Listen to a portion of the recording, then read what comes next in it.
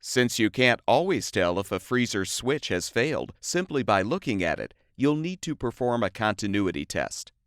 A continuity test will determine if a continuous electrical path is present in the switch. Switches come in many shapes and sizes, but all of them can be tested for continuity.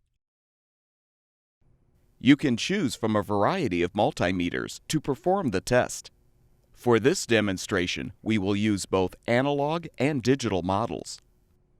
When using an analog model, first rotate the range selection dial to the lowest setting for ohms of resistance. Then calibrate the meter by pinching the probes together while adjusting the needle to read 0.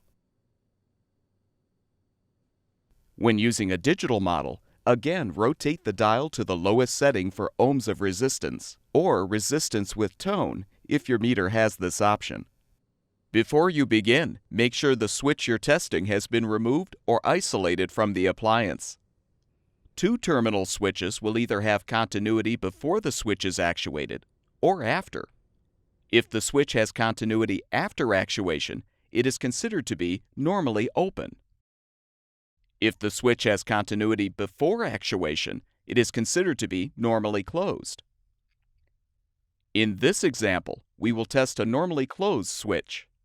Use a probe to touch one of the terminals, and the other probe to touch the second terminal.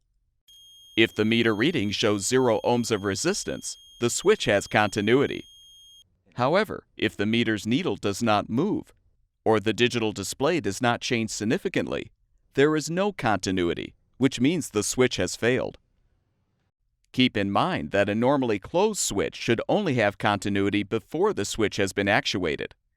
Likewise, a normally open switch should only have continuity after the switch has been actuated. If a switch tests positive for continuity when it should not, it's likely that the switch has shorted closed and will need to be replaced.